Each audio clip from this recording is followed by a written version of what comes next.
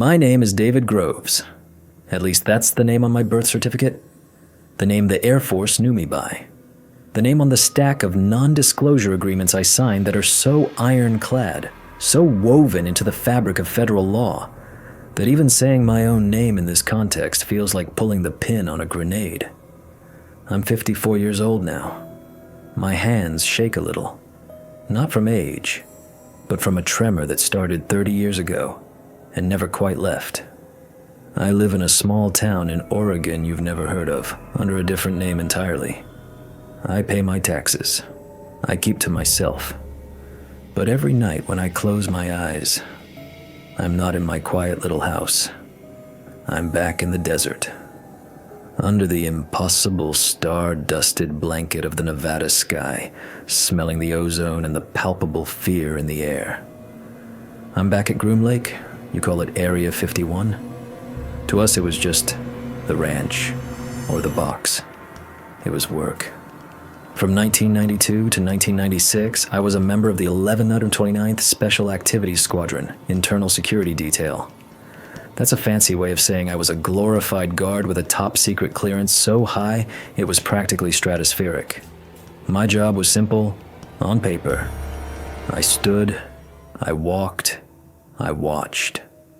I made sure people with the right color badges went into the right buildings, and people with the wrong color badges, or no badge at all, were politely, or not so politely, escorted to a place where they would be asked questions I didn't want to know the answers to. We all knew we were guarding secrets. That was the whole point. We saw the strange shapes of experimental aircraft being rolled out under the cover of darkness, silent triangular things that cut through the sky without a sound. We listened to the sonic booms from prototypes that were pushing the boundaries of speed and physics. We were at the bleeding edge of American military technology, and we were proud of it. The public, the conspiracy theorists, they all had their eyes on the hangars housing the new stealth fighters, the spy planes, the next generation toys for the Pentagon. They thought that was the big secret, and the base command was more than happy to let them think that. It was the perfect misdirection, because the real secret, the one that kept generals awake at night, the one that was classified so far above top secret that it didn't even have a name, wasn't a plane. It wasn't in Hangar 1 or 2 or any of the numbered series that housed our own technology. It was in a place we all just called Hangar 18. It was an old building, set a little apart from the main complex, a relic from an older era of the base. It had its own dedicated power grid, its own security protocol. The men who went in and out weren't pilots or aerospace engineers. They were physicists, linguists, theoretical mathematicians, men with quiet eyes and expressions that seemed permanently lost in thought. We, the regular security guys, weren't allowed within 100 yards of its main door unless we were part of the dedicated Hangar 18 detail, a rotation I desperately wanted to avoid. The guys who pulled that duty, they were different, quieter. They had a certain look in their eyes, a kind of permanent low-grade shock. The common myth, the one that's fueled 1,000 books and TV shows, is that we were hiding a crashed UFO from Roswell, that somewhere in the heart of Area 51, we had alien bodies on ice, and a dented flying saucer we were trying to reverse engineer. I wish it were that simple. A ship implies technology. It implies something that was built, something that can be taken apart, understood, replicated, something that has limits. The truth is always stranger and more terrifying. The thing they found at the Roswell crash site in 1947 wasn't a ship. I mean, yes, there was wreckage. A strange, foil-like material that you could crumple into a ball and it would smooth itself out. Beams with markings that looked like a kind of geometry we didn't understand. The military gathered all that up, and that became the source of decades of quiet technological leaps. But the centerpiece of the crash, the thing that wasn't scattered across the desert floor, was something else. It was found half buried in the sand, standing perfectly upright as if it had been planted there. It was a single, seamless piece of black, non-reflective metal. It was shaped like a doorway, about 10 feet tall, 4 feet wide, and maybe 6 inches thick. No handle, no hinges, no seams. It was just a perfect black rectangle. It wasn't a door from a ship, it was just a door. This was the secret inside Hangar 18. Not a vehicle, not a weapon, an artifact. And my life, the one I had before, ended the day I was permanently reassigned to its security detail. I remember the first time I walked into that hangar. The air was different. Cold. Not the refrigerated cold of the other buildings, but a deep, cellar-like cold that felt ancient. The place was vast, like a cathedral built for giants, and the silence was absolute. The walls were lined with monitoring equipment, oscilloscopes, spectrum analyzers, a web of cables that all converged on the center of the room. And there it stood, the doorway. The pictures in the briefing files didn't do it justice. It didn't reflect light. It consumed it. You could shine a 1,000,000-watt spotlight on it and the light would just hit it and stop, vanish. It was a hole in the world, a patch of physical nothingness. My job, and the job of the other 3 guards on my shift, was to watch it, to patrol the perimeter of the hangar, to monitor the monitors, and to make sure the team of physicists, led by a brilliant, haunted-looking man named Dr. Eris Thorne, were not disturbed. We were the last line of defense. The funny thing is, we were never told what we were defending them from. We just knew we had to. That feeling, that deep, primal sense of wrongness, it soaked into your bones from the first day you set foot in that place. We weren't just guarding a piece of metal. We were standing watch on the edge of a cliff, and we had no idea what was in the darkness below. For the first year, my life in Hangar 18 settled into a kind of surreal monotony. It was an existence defined by long periods of profound, echoing silence, punctuated by moments of intense, inexplicable strangeness. My job, as defined by my commanding officer, Major Thorne, Dr. Thorne's older, much more rigid brother, was simple. Keep people out. Keep the scientists safe. Report any and all deviations from the norm, no matter how small. The problem was, in that hangar, the norm itself was a deviation from every law of reality I'd ever known.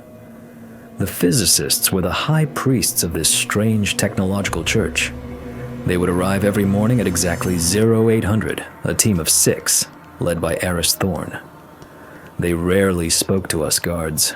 We were part of the furniture, human security cameras, but we watched them. We saw the way they approached the doorway with a mixture of clinical detachment and what looked like religious reverence. They would set up their instruments, run their diagnostics, their hushed conversations filled with terms that were utterly alien to me. Quantum entanglement, cascade failure, dimensional resonance, phase variance. It was all just noise. But the rumors, they weren't noise. The rumors were everything. The security detail was a small, insular world. We talked. In the mess hall, in the barracks, in hushed tones over the secured comms network when the officers weren't listening. We pieced together the truth from scraps of overheard conversations, from the expressions on the scientists' faces after a long day of tests, from the specific pieces of equipment they would wheel in and out. The prevailing rumor, the big one, was that the doorway didn't lead anywhere. Not in the physical sense. You couldn't open it. You couldn't walk through it. For all intents and purposes, it was a solid, inert object. You could touch it. It was cold, unnaturally so, like touching a piece of dry ice that didn't burn. It felt smooth, but not like polished metal. It was a smoothness that felt like it existed on a molecular level your nerves couldn't properly interpret. It felt final, but the physicists had discovered its secret. It wasn't a mechanical object, it was an electrical one, or more accurately, an electro-resonant one. They found that if you ran a current through it, nothing happened. If you bombarded it with radiation, nothing happened. But if you bathed it in a very specific, very precise electrical frequency, a complex wave pattern that had to be tuned to within a millionth of a hertz, something did happen. Something impossible. For a few seconds, maybe 10 or 15 at most, the doorway would change. Its surface, that perfect light-devouring black, would shimmer, like heat haze on a long desert highway. And for that brief window, it would stop being a mirror to our own dark reflections in the polished concrete floor. It would reflect something else. It would show somewhere else. A different place. We guards were never supposed to see it. The protocol was that during an activation, all security personnel were to face the walls, to watch the exits. An absurd rule, as if the real threat was going to come from the door to the latrine. But we were soldiers. We followed orders, most of the time. But you'd catch glimpses, reflections in a monitor screen, a flicker of impossible light in your peripheral vision. And the guys who had been there longer, the old hands, they'd seen it head on. They'd tell you about it in whispers, after 3 beers at the rec hall. They said it wasn't a desert. It wasn't another planet with red rocks and weird moons. It was a city made of light. They described it in fragmented, awestruck terms. Towers that weren't made of steel or glass, but of pure, woven luminescence. Structures that pulsed with a soft, internal energy. Streets that were rivers of flowing golden light. And the sky. The sky was a color they couldn't name. A deep, velvety indigo filled with constellations that weren't our own. There were never any people, no vehicles, just the silent, majestic, and utterly alien city. The first time I saw it for myself, it was by accident. I was on patrol, walking my designated route along the far wall of the hangar. The klaxon for an activation test hadn't sounded, but I felt a change in the air. A low hum that wasn't just a sound you heard with your ears, but a vibration you felt in the fillings of your teeth, in the marrow of your bones. I glanced over at the central platform. The scientists were gathered, their faces lit by the glow of their monitors. Aris Thorne was at the main console, his hands flying across the controls. He was trying something new, an unscheduled test. I should have turned away. I should have faced the wall. But I was frozen. The hum grew louder, pitching up into a pure, crystalline tone that seemed to harmonize with the very structure of the building. And then it happened. The surface of the doorway began to ripple. The perfect blackness dissolved, like ink in water. It swirled into a vortex of gray, and then, like a camera focusing, it resolved into an image. It was the city. But seeing it with my own eyes was so much more than the rumors had described. The light wasn't just bright, it was alive. It had texture. The towers seemed to breathe, their lights swelling and receding in a slow, rhythmic pulse. The rivers of light flowed with a purpose I couldn't comprehend. And the scale of it? It was staggering. It made New York or Tokyo look like a child's model village. It was a glimpse of heaven, or somewhere else. It was beautiful, profoundly, soul-achingly beautiful. But it was also the most terrifying thing I had ever seen, because it felt real. More real than the concrete floor under my boots. It was a vision of a place so advanced, so ancient, so far beyond human comprehension that looking at it felt like a violation, like an ant staring at the plans for a nuclear reactor. I felt a hand on my shoulder and nearly jumped out of my skin. It was my shift supervisor, Sergeant Miller. He was a lifer, a guy who had seen it all. His face was grim. "Eyes on your sector, Groves," he said, his voice a low growl. But he wasn't looking at me. He was looking at the doorway, and in his eyes, I didn't see awe. I saw a deep, abiding fear. The vision lasted for maybe 12 seconds. Then, with a sound like a string snapping, the image folded in on itself and the doorway was just a black rectangle again. The hum stopped. The cold, sterile silence of the hangar rushed back in. Dr. Thorne and his team were ecstatic, chattering excitedly, pointing at their readings. They had held the connection for a full 2 seconds longer than ever before. To them, it was a triumph, a breakthrough. But for the rest of the night, I couldn't shake the feeling I had. We weren't just looking at another world. We were knocking on its door. And every time we did it, we were knocking a little bit louder. My fear was simple and primal. What if, one day, something decided to answer? The incident happened on a Tuesday, October the 12th, 1994. I remember the date because it was my sister's birthday. I'd been planning to call her during my downtime, a carefully monitored call from a secure line that was more for my peace of mind than hers. I never got to make that call. The night started like any other. The air in the hangar was still and cold. The day team of physicists had left hours ago, and the night crew, a smaller skeleton team of 2 junior scientists, Dr. Franklin and Dr. Chen, were running what was supposed to be a simple diagnostic cycle. No activation, just monitoring the doorway's baseline energy state. We were on low alert, a state of relaxed vigilance. Me, Sergeant Miller, and 2 other airmen, Casey and Peters. We were spread out, walking our quiet patrols, the silence broken only by the soft scuff of our boots on the polished concrete and the low, ever-present hum of the hangar's environmental systems. At 22:30 hours, it started. A sound. Not the high, crystalline chime of a successful activation, but a low, guttural thrum. A bass note that felt wrong, discordant. It was a sound like a giant engine trying to turn over and failing. I looked towards the central platform.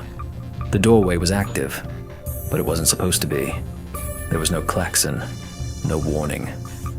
The overhead lights in the hangar began to flicker, their steady white light turning a sickly yellow-orange.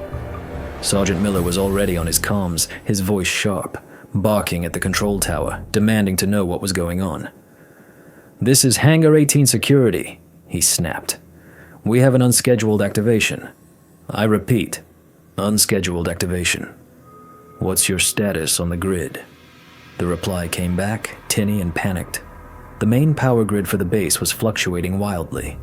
Something was drawing a colossal amount of power, and it was centered on us, on our hangar. I drew my service weapon, a standard issue M9 pistol. I didn't know what I was going to shoot at, but the training took over. Casey and Peters did the same. We formed a loose perimeter around the central platform, our eyes fixed on the doorway. The 2 scientists, Franklin and Chen, were frantically working at their console, their faces pale in the flickering light. They weren't in control. They were just passengers now. And then the alarms went off. Not just in our hangar, but across the entire base. A deafening, wailing klaxon that signaled a containment breach. The red emergency lights began to strobe, plunging the hangar into a terrifying rhythm of blood-red light and deep shadow. The humming from the doorway intensified, no longer just a sound, but a physical pressure that pushed against your chest, making it hard to breathe. I risked a glance at its surface. It wasn't showing the city of light. It wasn't reflecting the chaos of the hangar. It was showing nothing. A perfect, absolute pitch blackness. A black so deep it made the inert state of the doorway look gray by comparison. It was the color of a starless, moonless void, the color of true, ultimate emptiness. It felt like I was looking into the grave of the universe. "Shut it down!" Miller was screaming at the scientists. "Whatever you're doing, shut it down now!" Franklin, a young man barely older than myself, looked up from his console, his eyes wide with terror. "We can't!" he yelled over the din. "It's not responding! The power draw is off the charts! It's pulling energy from the main reactor!" The pressure in the air became immense. I felt a sharp pain in my ears, and a trickle of warm blood ran down my neck. The concrete beneath my feet was vibrating violently. Dust and small bits of debris were shaking loose from the high ceiling, raining down around us. And then, as suddenly as it began, it stopped. The humming ceased. The pressure vanished. The alarms cut out. The emergency lights snapped off, and the main hangar lights flickered back on, buzzing loudly as they stabilized. A profound, ringing silence fell over the hangar. We all stood there for a second, gasping for breath, our ears ringing. The doorway was inert again. Just a silent black rectangle. It was over, but it wasn't. "Status report!" Miller barked, his voice hoarse. "Casey? Peters? Here, Sarge. Here." I scanned the central platform. "Where are the scientists?" I asked. The console where Franklin and Chen had been standing was empty. Their chairs were knocked over. A scattered sheaf of papers lay on the floor. But the two men, they were gone. Just gone. "Franklin! Chen!" Miller shouted, his voice echoing in the vast, silent space.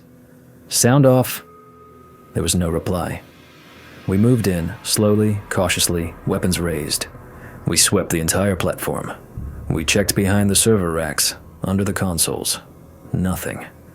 They had vanished from a locked, sealed, guarded room in the most secure military installation on the planet. It was impossible. "Maybe they ran for the exit during the blackout," Casey offered, his voice trembling. Miller shook his head.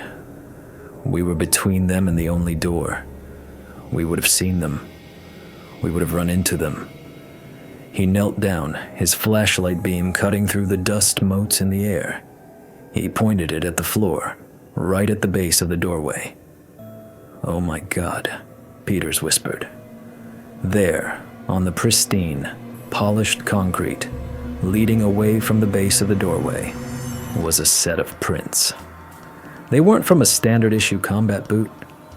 They were wet, leaving dark, glistening marks on the floor. Each print was clear, distinct. It was a bipedal track, but the foot that made it was long and narrow, with 3 slender, pointed toes like a bird's, but much larger. The prints were leaving a faint, oily, dark residue that smelled faintly of ammonia and seawater. Something had come through. That was the only possible explanation. The doorway had opened to that place of absolute blackness, and something had stepped out. My blood ran cold. The 2 physicists weren't gone. They were replaced. We followed the tracks with our flashlight beams. They led away from the doorway, a straight, deliberate path across the hangar floor. They didn't meander. They didn't explore. They moved with a clear purpose. The set of 3-toed wet footprints walked about 50 feet across the concrete and stopped, right at the base of a large grated ventilation shaft set into the wall about 2 feet off the floor. The heavy steel grate had been torn from its hinges, the thick bolts sheared clean off as if they were made of wax. The metal was bent outwards. The tracks led right to the dark, gaping hole of the ventilation system. And then they were gone. There were no bodies. There was no blood. There was no sign of a struggle. Just 2 missing scientists and a set of impossible footprints leading from a door to another world into the guts of Area 51. The aftermath of the incident was a masterclass in controlled, bureaucratic panic. Within minutes of Sergeant Miller's final, terrified report to Base Command, a report in which he could barely get the words, "Something came through," out of his mouth, the hangar was flooded. But it wasn't with medics or a rapid response team. It was with them. The men we only ever referred to in whispers as the cleaners or the management. They didn't wear military uniforms. They wore dark, Impeccably tailored suits that seemed completely out of place in the dust and grime of the Nevada desert. They moved with an unnerving calm, their faces impassive, their eyes missing any hint of alarm or confusion. They arrived in a fleet of black, unmarked Suburbans that glided to a halt outside the hangar, with their engines making almost no sound. They weren't CIA, at least not officially. They weren't FBI. They were something else, an entity that existed in the shadows between the branches of government. Their authority was absolute and immediate. The first thing they did was take us out of the equation. Major Thorne arrived with them, his face a mask of stone, but I could see the terror in his eyes. His own brother, Aris, the lead physicist, had been scheduled to be in the hangar that night. He'd swapped shifts with Franklin at the last minute because he had a cold. A simple, mundane twist of fate had saved his life, and the knowledge of how close he'd come was written all over him. He wouldn't meet our eyes. He just gave the order. "Sergeant Miller, you and your men are relieved. You will be escorted to medical for evaluation. You will not speak to anyone about what you saw. You will not speak to each other. Is that understood?" His voice was flat, devoid of emotion. It was an order from a man who was now just a mouthpiece for the men in suits standing behind him. We were separated and led out of the hangar. As I was being walked out, I took one last look back. The cleaners were already at work. A team in full hazmat suits was taking samples of the footprints. Another was dismantling the scientist's console, piece by piece. They were scrubbing the scene, not for evidence, but to erase it. To make it so, the event had never happened. The official story came down the next morning. It was a toxic spill. A catastrophic failure of the experimental coolant system for the hangar's power conduits had released a highly neurotoxic gas. Doctors Franklin and Chen had tragically been caught in the initial release and had been vaporized. That was the word they used. Vaporized. An immediate, painless death. We, the security detail, were lucky to have survived, saved by our distance from the leak. They had medical reports to back it up. Our blood tests, they said, showed minor exposure to the toxin, which explained the nosebleeds and disorientation. It was a neat, clean, plausible lie. A lie designed to be entered into a file and forgotten. We were debriefed individually in a small, windowless room by two of the men in suits. They didn't ask us what we saw. They told us what we saw. "You saw a coolant pipe rupture," one of them said, his voice calm and even. "You heard a loud noise consistent with a high-pressure gas release. The emergency lighting malfunctioned, causing strobing. You experienced disorientation due to exposure to the released chemical agent. You saw nothing else." It wasn't a question. It was a statement of fact. A programming command. I remember sitting there, a 24-year-old kid in over his head, my heart hammering against my ribs. I thought about the footprints, the wet three-toed tracks, the torn-off vent cover. "The footprints," I said, my voice barely a whisper. The man just stared at me.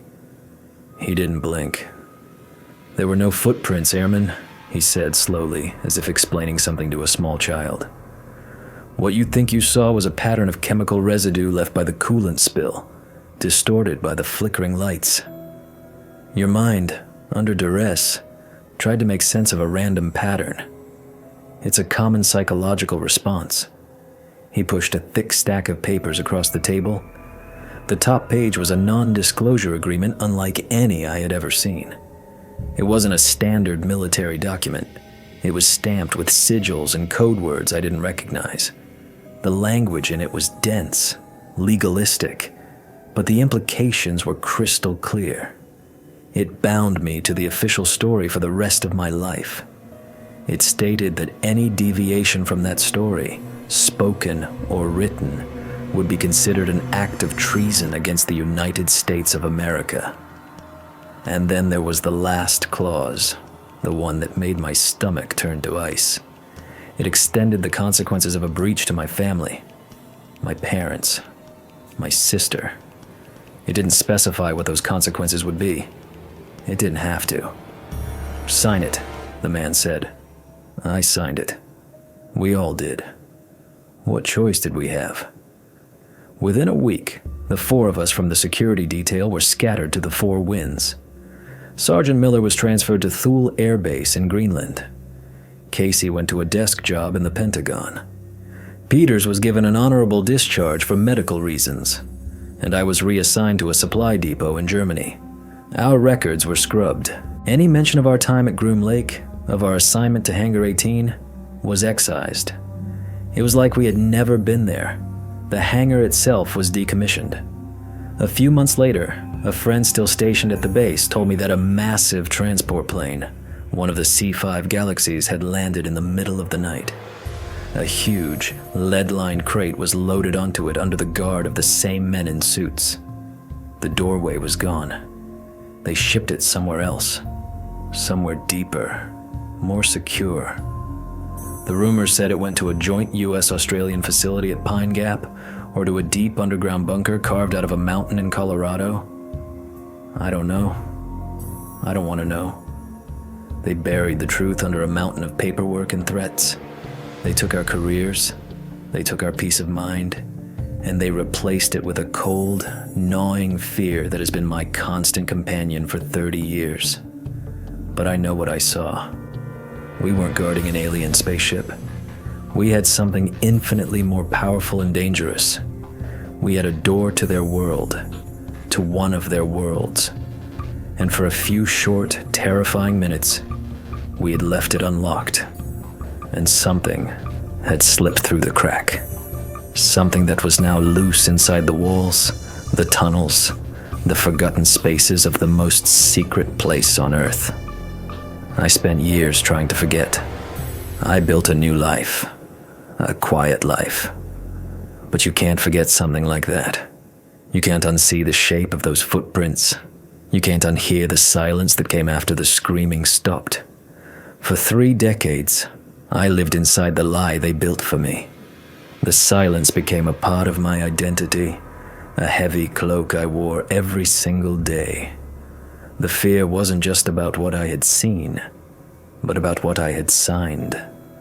The names of my family members on that document were a constant, invisible threat, a gun held perpetually to their heads by a hand I couldn't see. I told no one.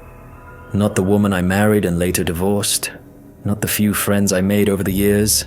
The story of Hangar 18 was a locked room in my mind, and I had swallowed the key. But the past doesn't stay buried. It festers. It sends up roots. 2 months ago, I got a call. It was from a woman I didn't know, a lawyer from a firm in Virginia. She was calling on behalf of her client. Her client was Michael Casey, my old comrade from that night in the hangar. The lawyer informed me, in a very clinical and detached tone, that Casey had passed away. A heart attack, she said. He was only 53. He'd been working a quiet civilian job in logistics for the last 20 years. But he had left something for me in his will, a small security deposit box. He'd left specific instructions that I, David Groves, my real name, which sent a jolt of ice through my veins, was to be contacted upon his death. A week later, a small, heavy package arrived.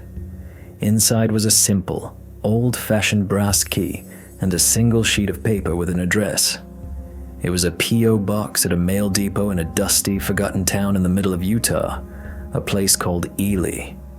There was no note, no explanation, just a key and an address. Part of me, the part that had survived for 30 years by being cautious, screamed at me to burn it, to throw the key in a river and forget this ever happened. Casey was dead. Peters had died in a supposed car accident 15 years ago. Sergeant Miller, according to the VA's online database, had passed away from a fast-acting cancer 8 years after being stationed in Greenland. I was the last one left. This had to be a trap. a final loose end being tidied up by the men in suits. But another part of me, a part I thought had died in that debriefing room, felt a flicker of something else.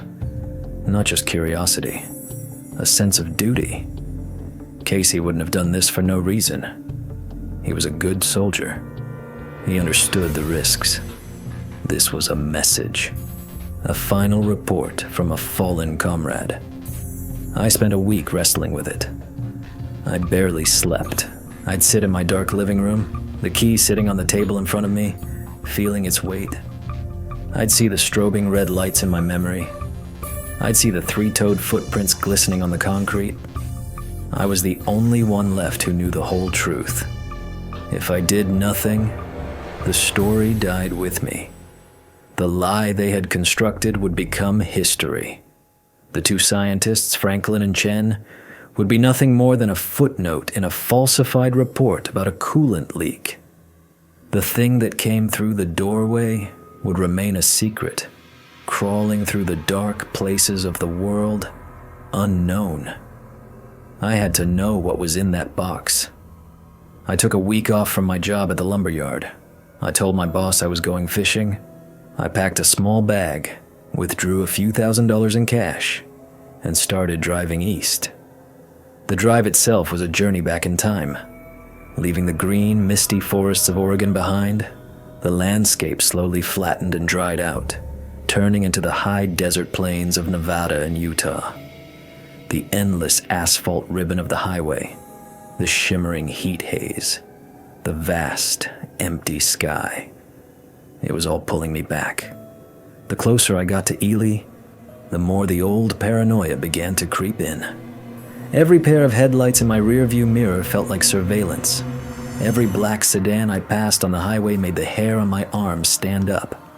I started paying for gas with cash, sleeping in my car at deserted rest stops instead of motels. I was acting like a fugitive because, in a way, I was. I was a man on the run from a memory, and I was driving straight towards its source. Ely, Utah, was exactly what you'd expect. A small town clinging to life in a vast expanse of nothing. A few dusty streets, a gas station, a diner, a post office. It felt like a place where time had forgotten to move forward. The mail depot was a small brick building with a faded American flag hanging limply from a pole out front. I walked in, the little bell over the door jingling, announcing my arrival to the sleepy-looking clerk behind the counter. My hand was shaking as I handed him the key and the P.O. box number. He disappeared into the back and returned a moment later with a metal box, about the size of a shoebox, covered in a thick layer of dust. It felt heavy. I took it back to my car, my heart pounding a frantic rhythm against my ribs. I sat there in the driver's seat for a long time, just looking at it. This was the point of no return. Opening this box was a conscious decision to breach the silence, to violate the oath that had defined my adult life. I opened it. Inside, there was no confession, no lengthy letter from Casey. Instead, there was an old, first-generation GPS unit, the kind with a chunky antenna, a set of brand-new batteries, a small, high-powered flashlight, and a single, laminated card. On the card was a set of GPS coordinates and a hand-scrawled note in Casey's familiar block lettering. David. They didn't destroy it. They moved it. They tried to keep studying it. Eris Thorne was in charge. He thought he could control it. He was wrong. They buried their mistake. I found the location. I was never brave enough to go. Maybe you are. If you're reading this, I'm gone. That means you're the last one. Don't let them win. Don't let them forget. Below the note, there was a code. A 7-digit number. I turned on the old GPS unit. It took a long time to acquire a signal, its ancient processor groaning with the effort. I punched in the coordinates. The location it displayed was about 70 miles north of my current position, deep in the Great Basin Desert, in a restricted military ordnance testing range that had been officially decommissioned in the late 1990s. It was a place that, on paper, no longer existed. Just like Hangar 18. They hadn't destroyed the project. They had just moved it, hidden it under another layer of secrecy. And something had gone wrong there too. Something bad enough that they had to abandon the entire facility. Casey had found it. And now, he had passed the torch to me. I wasn't a soldier anymore. I was just a tired, scared, middle-aged man. But in that moment, sitting in my dusty car in a forgotten town, I felt a flicker of the young airman I used to be. The one who believed in doing the right thing, no matter the cost. I put the car in drive and headed north, into the empty heart of the desert. I was going to see the end of the story. The drive north from Ely was a descent into absolute isolation. The paved road gave way to a gravel track, which in turn dissolved into a barely there dirt path that seemed to be actively reclaimed by the desert with each passing year. My sedan, built for city streets, protested loudly, scraping its undercarriage on rocks and groaning through deep patches of sand. The GPS unit on my dashboard was my only guide, its glowing arrow pointing me deeper into a landscape that was profoundly and intimidatingly empty. For hours, I saw no other cars, no signs of life, not even a fence post. It was just me, the humming engine, and the vast, indifferent expanse of sagebrush and cracked earth under a bleached white sky. This was the kind of place they chose for a reason. You don't hide things you're proud of in places like this. You bury your monsters here. The coordinates led me to the base of a low, flat-topped mesa that rose out of the desert floor like a giant stone table. According to the old military maps I had looked up before I left, this was designated Testing Sector Gamma 7. Officially, it was used for munitions disposal in the 70s and 80s. Unofficially, according to Casey's note, it was the new home for the Doorway Project. I found the entrance concealed in a rockfall at the base of the mesa, exactly where the GPS told me it would be. It wasn't a gate. It was a single, massive blast door, made of rust-streaked reinforced steel, painted to blend in with the surrounding rock. It was designed to be invisible from the air, and nearly so from the ground. The control panel next to the door was dead, its screen shattered. But there was a manual override, a heavy wheel set into the wall, the kind you see on a submarine hatch. It took all my strength, straining against decades of rust and disuse to get it to move. With a final groaning shriek of tortured metal, the blast door slid sideways about 3 feet, opening a gap just wide enough for a person to slip through. The air that billowed out from the opening was cold, stale, and carried the same faint, metallic, ozone-tinged smell I remembered from Hangar 18. It was the smell of the doorway. I grabbed the flashlight and the small backpack I had prepared, took a deep breath, and squeezed through the gap into the darkness beyond. The blast door slid shut behind me with a deafening boom, plunging me into absolute, total blackness. For a moment, blind and disoriented, raw panic seized me. I fumbled with the flashlight, my shaking hands almost dropping it. I clicked it on. The beam cut a sharp white cone through the oppressive dark, revealing a long, straight corridor made of bare concrete. The walls were stained with moisture, and a fine layer of dust covered everything. There was a profound silence here, even deeper than the desert outside. It was a dead, tomb-like quiet. This place wasn't just decommissioned, it was abandoned, and it felt like it had been abandoned in a hurry. I started walking, my footsteps echoing unnaturally in the confined space. The corridor led to a central security checkpoint, a desk, a few chairs, and a bank of monitors, all of them dark and shattered. Papers were strewn across the floor, as if a strong wind had blown through the sealed facility. Tucked under the desk, I found the first real clue. A standard issue mission logbook, It was open to a page dated November 1996, just a couple of years after the incident at Groom Lake. There was only one entry, scrawled in a frantic, almost illegible hand. The ink was smeared, as if the writer had been shaking violently. It read, "Eris was wrong. It's not a gateway. It's a receiver. And it's listening to us. The signal from the first test. It didn't stop. It's an echo. It's still ringing in the walls. God help us. It's in the sound." It was signed by someone named Dr. H. Massey. The words sent a chill down my spine that had nothing to do with the cold air. It's in the sound. Eris Thorne. He had continued his work here. He had brought the doorway to this new, hidden place, convinced he could understand it, control it. And he had failed again, even more catastrophically than before. I pushed deeper into the facility, following the signs on the walls.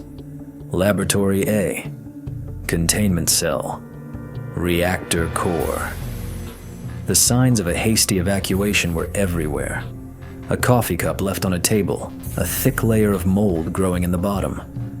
A whiteboard covered in complex equations with the final line trailing off into a jagged, panicked scrawl.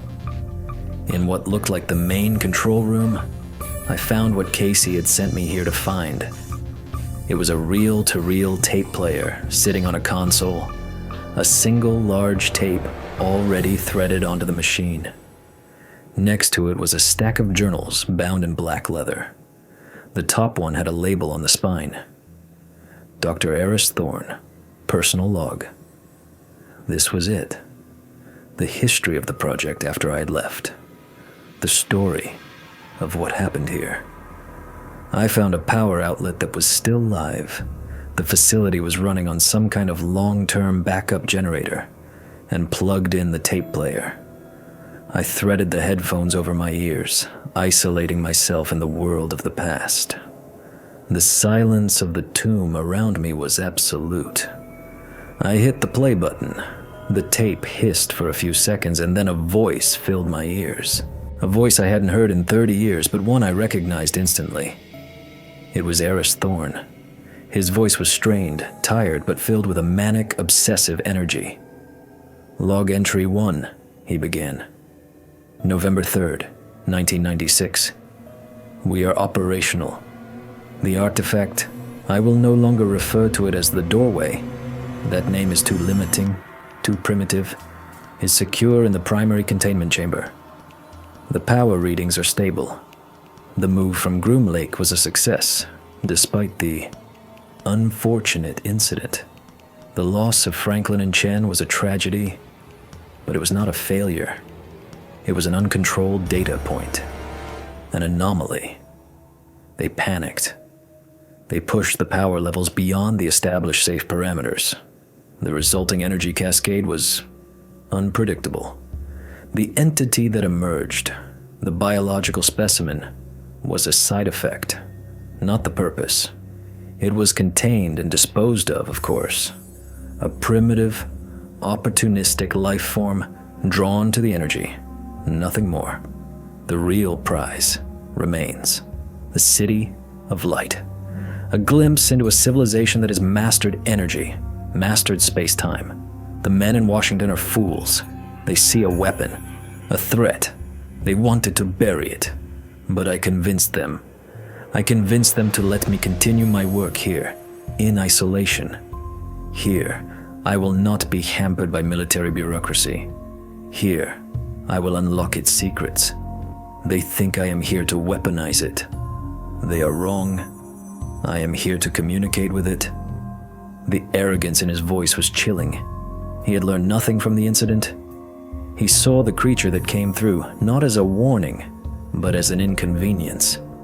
He was a man blinded by the beautiful, silent City of Light, deaf to the danger that lurked in the darkness behind it.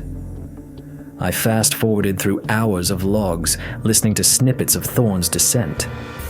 His initial optimism gave way to frustration.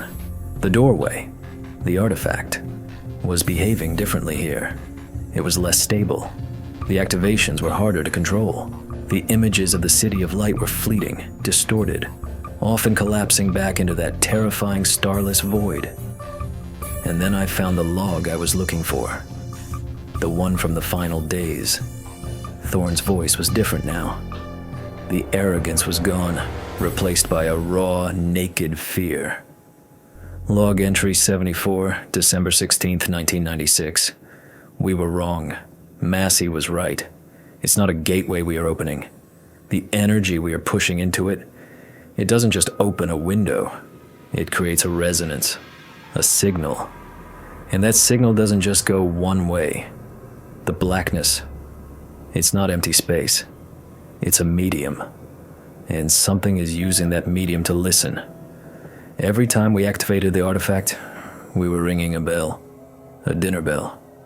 We thought we were the explorers, looking out into a new world.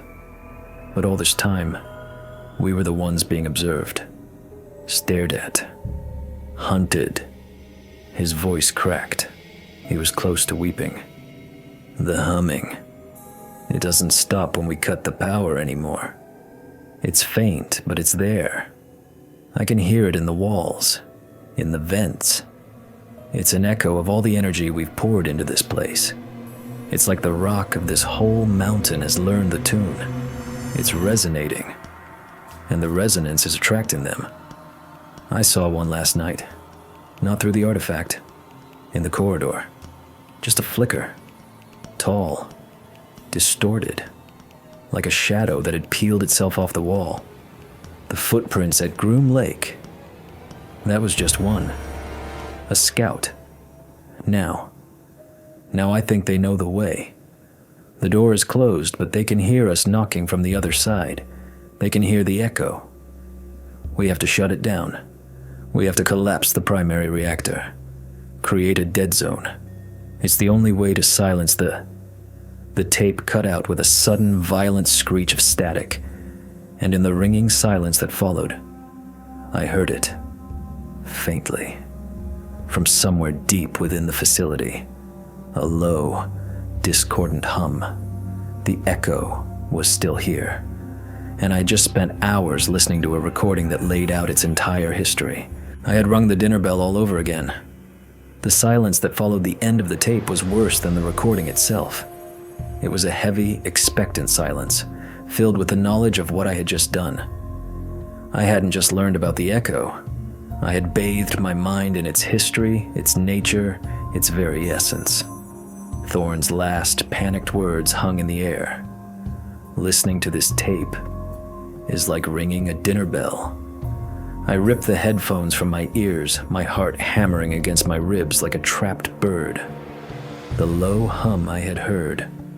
Was it real? Or was it just the power of suggestion? My terrified mind playing tricks on me. I strained my ears, holding my breath, listening to the dead air of the control room. Nothing. Just the faint, almost subaudible thrum of the emergency generator far away. I let out a shaky breath, trying to calm my racing pulse. It's just paranoia, I told myself. The stress, the darkness, the story on the tape, it's getting to me. I needed to focus. I turned my attention to Thorne's journals, hoping for a more concrete explanation, a procedure, a schematic for the reactor shutdown he mentioned. I opened the first journal, my flashlight beam dancing across the pages of neat, precise handwriting that slowly devolved into a chaotic, desperate scrawl. He wrote about the shadows, as he called them. At first, they were just fleeting glimpses in his peripheral vision. Moments of pareidolia where the darkness seemed to coalesce into a man-like shape for a split second before dissolving. He tried to rationalize it, blaming exhaustion, stress, the low-level energy fields from the artifact. But the sightings became more frequent, more distinct. He wrote about a specific, recurring hallucination, seeing his dead brother, Major Thorne, standing at the far end of a corridor, his face a mask of accusation. He knew it wasn't real, but the emotional impact was devastating. A constant grinding reminder of the life his obsession had indirectly saved and directly endangered. The entries became a catalog of psychological decay. He wrote about the sounds, whispers that seemed to ride on the ventilation currents, too faint to make out the words, but filled with a mocking, sibilant quality. He described the siren song of the City of Light, how he would sometimes see it in his dreams, beckoning him, promising him answers if he would just activate the artifact one more time. He knew it was a trap, but the temptation was gnawing at his sanity. And then, the attacks became personal. They started to use my past against me. Not Thorn's past, my past. I was sitting there, reading a passage where Thorn described hearing his mother's voice calling his name, when I heard it myself. A woman's voice, whispering from the darkness behind me. David. My blood ran cold. It was my mother's voice. She's been dead for 10 years. I spun around, flashlight beam cutting a frantic arc through the empty room. There was nothing there, just dust motes dancing in the white light. "Who's there?" I shouted, my voice cracking. The only answer was the echo of my own voice, mocking me. "It knows my name," a voice screamed in my head. How does it know my name? The tape. I said my name when I started the recording of my confession. It had been listening. It learned. This wasn't just an echo. It was intelligent. It was a predator. And it had just learned the scent of its new prey. The psychological war had begun. The entity, or entities, that haunted this place had learned from their time with Thorn and his team. They knew that raw fear was a blunt instrument. The real way to break a person was to use their own mind against them, to weaponize their memories, their love, their guilt. The faint hum returned, louder this time, more defined. It seemed to be coming from everywhere at once, from the concrete floor, from the metal conduits in the ceiling, and woven into the hum were other sounds. The distinct, chaotic sound of a military hangar in full alert, the wail of a containment breach alarm, the terrified shouts of men. It was playing back the sounds of Hangar 18. My memories. It was inside my head. I stumbled back from the console, knocking over a chair. I had to get out. My mission was a fool's errand. I had the truth. I had the tapes. I had the journals. I had to take them and run. Expose this whole nightmare to the world. But as I turned towards the corridor, a shape flickered at the edge of my vision. I snapped my flashlight towards it. Standing at the far end of the hall, partially obscured by shadow, was a figure. It was tall and painfully thin, its limbs too long for its body. It had the silhouette of a man, but it was subtly wrong. The proportions were stretched, distorted, like a reflection in a warped mirror. It was just standing there, watching me. It was one of the shadows Thorn had written about. But it wasn't a shadow. It was real. As I stared, frozen in a state of pure, primal terror, the figure slowly raised a long, three-fingered hand and beckoned to me. Then it turned and melted back into the deeper darkness of the intersecting corridor. It was toying with me.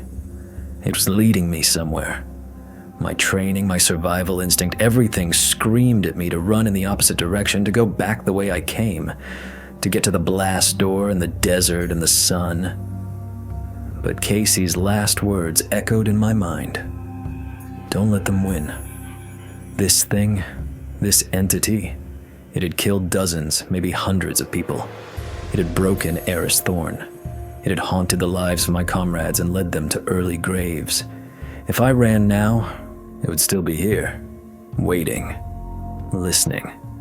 For the next person curious enough to come looking. For the next team of scientists arrogant enough to think they could control it. I thought about the men in suits, the ones who had buried this, who had chosen to let this cancer fester in the dark rather than risk exposing the truth. They were the real enemy. And this thing, this was their dirty little secret. I wasn't going to run. I wasn't going to be a victim like Thorn. I was a soldier. And this was an enemy. I had to find the reactor core. I had to finish what Thorn had started. I had to silence the echo for good. I took a deep, shuddering breath, my fear solidifying into a cold, hard resolve. "All right, you bastard," I whispered into the darkness. "You want to play? Let's play." I started walking down the corridor, towards the place where the shadow had disappeared, my flashlight held in front of me like a sword. I was no longer exploring. I was hunting. The moment my resolve hardened, the nature of the haunting shifted. The subtle psychological games, the whispers and fleeting shadows, fell away. The facility itself became my enemy. The entity, or the resonance, or whatever it was, dropped its pretense and launched a direct, physical assault. It was no longer trying to scare me into leaving, it was trying to kill me before I could reach my objective. I moved through the silent, dead corridors, following the fading signs that pointed towards reactor control. The low hum was my constant companion now, a malevolent presence that vibrated in my bones. The air grew colder, and the faint smell of ozone became sharp and biting. The first attack was crude, but effective. As I passed under a section of ceiling where heavy power conduits were suspended, there was a loud crack of stressed metal from above. I reacted on pure instinct, diving forward, rolling as a massive half-ton conduit tore free from its rusted moorings and crashed to the floor exactly where I had been standing. The impact shook the entire corridor, sending a cloud of concrete dust and rust into the air. It wasn't a random structural failure. The bolts hadn't just given way. They had been sheared clean, just like the vent cover in Hangar 18. I scrambled to my feet, my ears ringing, my body screaming with adrenaline. It was a clear message. The gloves were off. The very structure of this place was being turned against me. I pressed on, moving faster now, a grim determination setting in. The layout of the facility began to feel wrong. I'd pass a junction, turn right, and find myself back in a corridor I was sure I had just left. The geometry of the place was warping, folding in on itself like a nightmare. It was trying to confuse me, to get me lost in its concrete maze. I had to rely on the faded floor plan I'd found in the security office, ignoring the evidence of my own eyes and trusting the map. It felt like walking blindfolded through a funhouse designed by a madman. The whispers returned, but they were different now. They weren't my mother's voice. They were the frantic, terrified voices of Thorne's science team echoing from the past. I'd hear a scream from a room I was about to enter, the sound of a body being dragged across the floor, the desperate weeping pleas for mercy. It was a cacophony of recorded death, designed to break my nerve. I gritted my teeth and pushed through it, focusing on the map, on my objective. I found the main laboratory, the place where they must have done the primary work on the artifact before it was installed in the final containment chamber. The room was a scene of utter devastation. Heavy equipment was overturned, reinforced glass was shattered, and the walls were covered in deep, gouge-like scratches, as if something large and powerful had been clawing at the concrete. 3 long parallel gouges over and over again, the signature of a 3-fingered hand. In the center of the room, I saw it. A body, or what was left of one. It was a skeleton, still clad in the tattered remains of a scientist's lab coat. The bones were scattered, broken. The skull had been crushed. I found an ID badge on the floor nearby, cracked, but still readable. Dr. H. Massey. The man who wrote the first terrified entry in the logbook. The one who knew it was a receiver. He never made it out. I felt a surge of cold fury. This was not some misunderstood otherworldly being. It was a butcher, a predator. My resolve hardened from steel to diamond. This thing had to be destroyed. I finally reached the final corridor leading to the reactor control room. It was a long, straight hallway, but it was blocked. A heavy, reinforced security door, designed to withstand a direct explosion, had been torn from its hinges and wedged sideways in the corridor, completely obstructing the path. It was a solid wall of twisted steel. I couldn't move it. I couldn't get around it. It was a dead end. I stood there panting, my hope starting to crumble. It had won. It had outmaneuvered me, trapping me here. As I slumped against the wall in defeat, my flashlight beam fell upon something on the floor near the jammed door. It was another journal. This one must have been dropped by a fleeing scientist. I picked it up. It was filled with schematics and power routing diagrams. My eyes scanned the pages, looking for anything, any solution. And then I saw it. A secondary access tunnel. A small maintenance crawl space that bypassed the main corridor and led directly into the reactor control room's sublevel. It was designed for engineers to access the primary coolant pipes. The entrance was marked on the schematic. It was back in the main laboratory, hidden behind a false panel in the wall. Hope surged back through me, hot and fierce. It was a trap. I knew it was a trap. It wanted me to go in there. It had left the journal for me to find. It was leading me exactly where it wanted me. But it was also the only way forward. There was no other choice. I had to walk into the monster's jaws to get to its heart. I made my way back to the ravaged laboratory, my M9 held tight in my trembling hand. I found the panel, a section of wall that looked no different from the rest. I pried it open with the butt of my flashlight. A wave of intensely cold, foul-smelling air washed over me. The smell of ozone and the sea. The crawl space was a narrow, dark tube, barely wide enough for me to fit. I got on my hands and knees, my heart pounding a frantic tattoo against my ribs, and began to crawl into the suffocating darkness. I was in its territory now. The point of no return had been passed. There was no more running, no more hiding. This ended here, one way or another. The crawl space was a claustrophobic nightmare, a tight, rectangular tube of cold metal that scraped against my back and shoulders. The darkness was absolute, a physical presence that seemed to swallow the beam of my flashlight just a few feet ahead.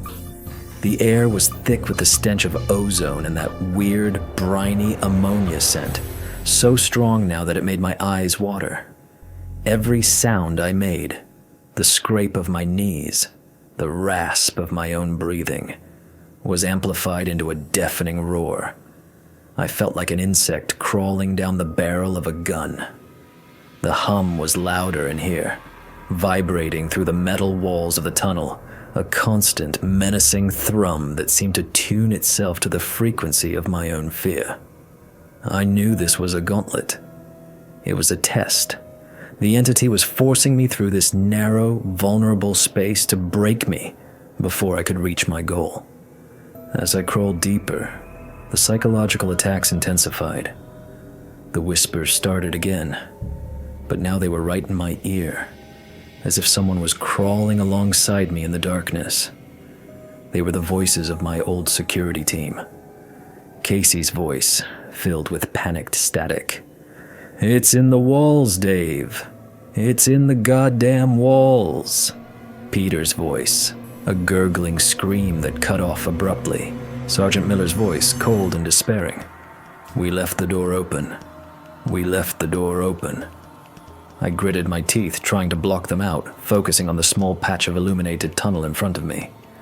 The tunnel began to slope downwards, and soon I could feel a strange vibration through the floor. It wasn't the steady hum of the echo. It was a rhythmic, heavy, thudding sound. Thump, thump, thump. Like a colossal heart beating somewhere in the darkness below me. The schematic had shown that this tunnel passed directly over the primary containment chamber, the place where the artifact itself was housed. That's where the sound was coming from. The heart of the beast. Suddenly my flashlight flickered and died. The absolute, suffocating blackness crashed down on me. My own heart leaped into my throat. I shook the flashlight frantically, smacking it against my palm. Nothing. The batteries Casey had packed were new. This wasn't a mechanical failure, it had killed the light. I was blind. Trapped. The thudding from below grew louder, more insistent. The whispers grew more frantic. For a moment, I was paralyzed by a wave of pure, animal terror, unlike anything I had ever felt. This was it. This is how it ends. Drowning in the dark, listening to the ghosts of the past. But then, another memory surfaced. Not one of fear, but of training. A drill sergeant at Lackland Air Force Base, screaming in my face during a night exercise. "Your eyes are a crutch, airman. You have other senses. Use them. Feel the ground. Smell the air. Listen." I closed my eyes, forcing myself to calm my breathing. I could feel the vibrations in the floor. I could smell the direction the foul air was coming from. And I could hear. Ahead of me, down the tunnel, I could hear a faint, almost inaudible scratching sound. A rhythmic scraping of metal on metal. I took the spare magazine from my pistol out of my pocket and tossed it into the darkness ahead of me. It clattered down the tunnel and the scratching stopped. A deep, guttural hiss echoed back through the tunnel. It was waiting for me. It had created the perfect ambush. It knew I was coming. I couldn't go forward, but I couldn't go back. The schematics. I racked my brain, trying to visualize the diagrams from the journal. There was a junction, a vertical maintenance shaft that led down directly into the reactor control sublevel. It was supposed to be just a few yards ahead. I began to crawl forward again, this time in total darkness, my hands outstretched, feeling the cold metal floor.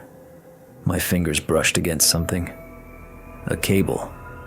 I followed it. It led to a small, square maintenance hatch on the floor of the tunnel. I had found it.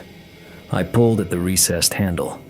It was stuck fast, rusted shut. The hissing sound started again, closer this time. It was moving towards me in the dark. Desperate, I braced my feet against the walls of the tunnel and pulled with all my might.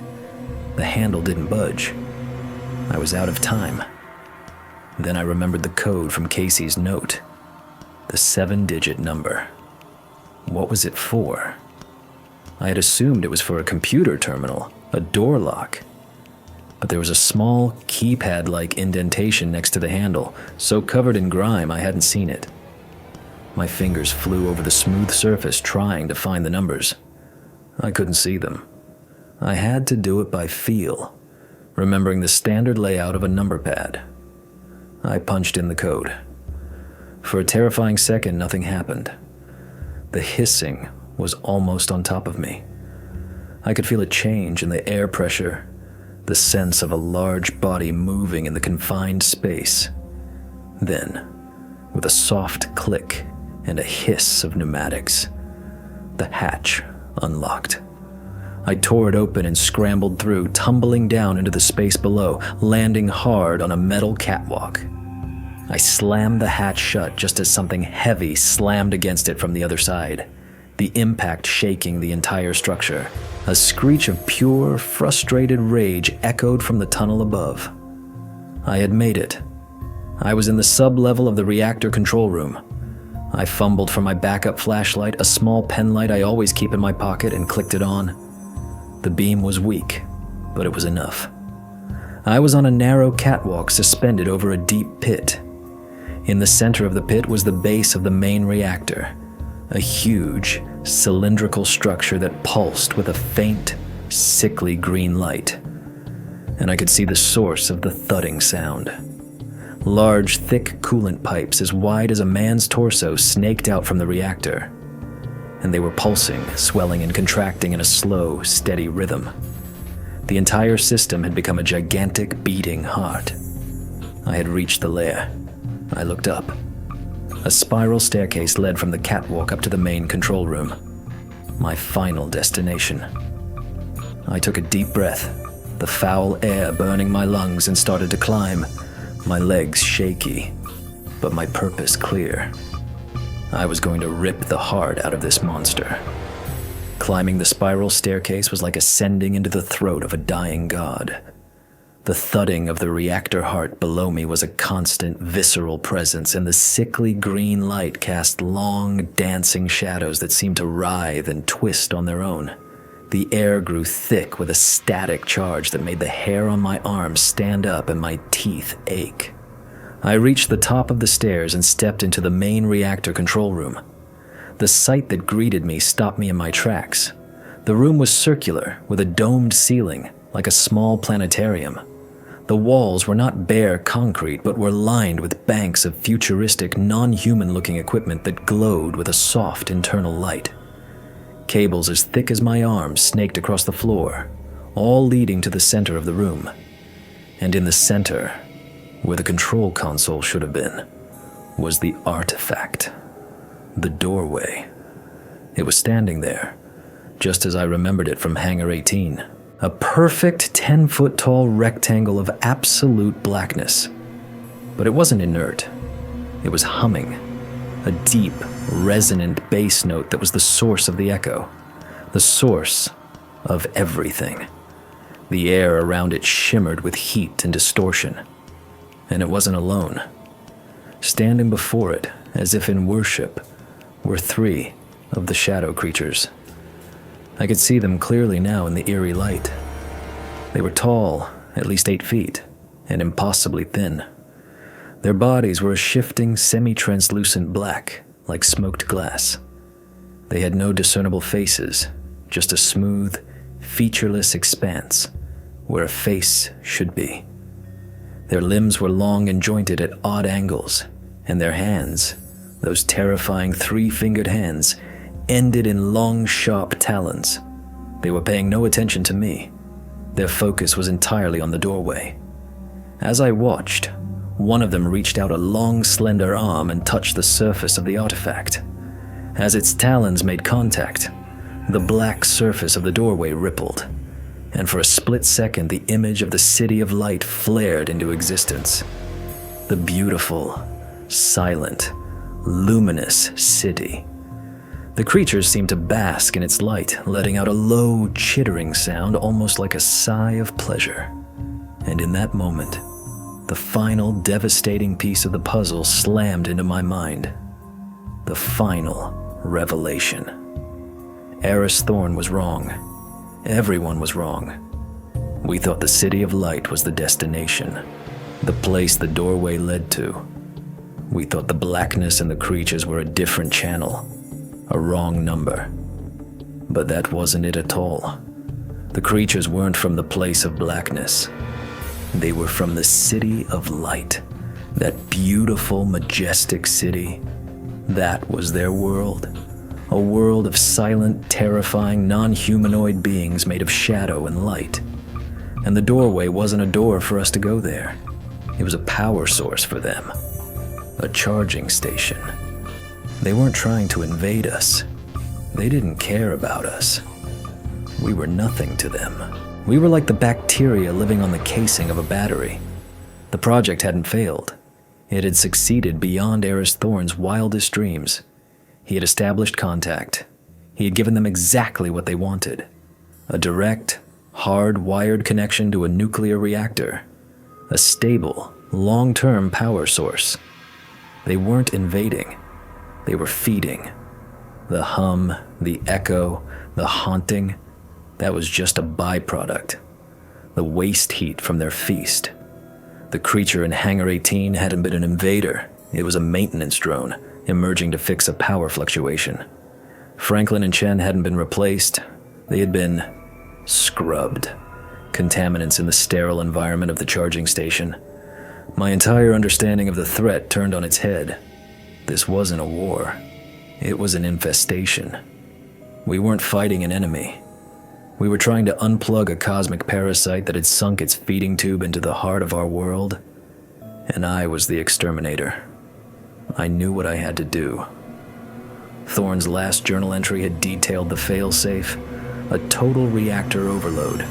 A scram procedure that would dump the control rods, flash boil the coolant, and cause a contained subcritical detonation. It wouldn't be a nuclear explosion, but it would be enough to vaporize this entire chamber and hopefully sever the connection for good. It was a suicide mission. The control panel for the reactor scram was on the far side of the room. Between me and it stood the 3 feeding creatures. I had 1 pistol with half a magazine left. It was a pathetic weapon against beings that seemed to be made of pure energy and shadow. But I didn't have to kill them. I just had to get past them. I took a deep breath, raised my M9, and opened fire. I didn't aim for the creatures. I aimed for the glowing equipment that lined the walls. The bullets sparked and ricocheted, and one of the panels exploded in a shower of green sparks. The effect was immediate. The creatures shrieked, a high-pitched digital sound that tore at my ears.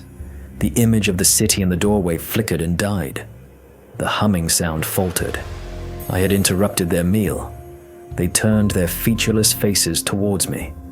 For the first time, they acknowledged my existence, and I felt the full force of their attention. A wave of pure psychic hatred that felt like a physical blow. They moved towards me, not walking, but gliding over the floor, their shadowy forms stretching and contracting. I kept firing, shattering more of the equipment, creating a cascade of system failures. Alarms, human-designed alarms, began to blare throughout the room. Red lights flashed. I was a virus in their perfect machine. One of the creatures lunged, its 3-taloned hands swiping at me. I threw myself to the side, the talons missing my head by inches, gouging deep scratches into the metal wall behind me. I scrambled for the main reactor control panel. It was an old, analog system, a relic from the Cold War. A large, red, glass-covered button was in the center, labeled Emergency Scram. I smashed the glass cover with the butt of my pistol. The creatures were on me, their chilling screeches filling the air.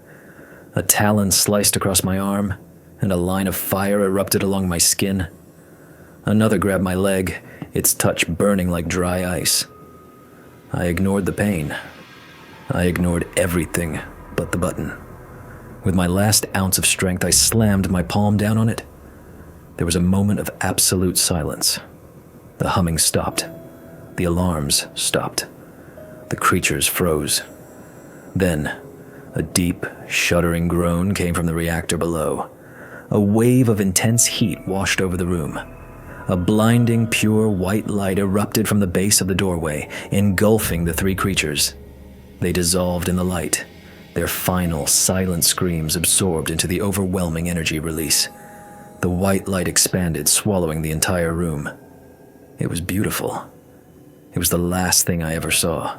I woke up to the smell of antiseptic and the soft, rhythmic beep of a heart monitor. The light was dim, filtered through my own eyelids. I tried to open them, but they felt heavy, glued shut. My body was a universe of dull, aching pain. Every muscle, every joint protested. My arm was on fire. I was alive. I didn't understand how. I remembered the white light, the feeling of being unmade, dissolved into pure energy. But I was here, wherever here was. I managed to pry my eyes open. I was in a small, windowless room. The walls were a pale, sterile gray. I was in a hospital bed, an IV drip in my uninjured arm.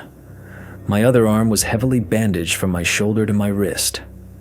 I tried to sit up, but a wave of dizziness and pain forced me back down. A door opened silently, and 2 men walked in. They were the same men, or if not the same ones from the debriefing room 30 years ago, they were the same model. Dark suits, polished shoes, impassive faces, and dead eyes. They didn't look at me with concern or curiosity. They looked at me like I was a piece of malfunctioning equipment.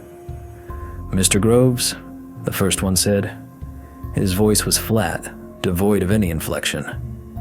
"It is good to see you are awake. You gave us quite a scare." "Where am I?" I rasped, my throat raw.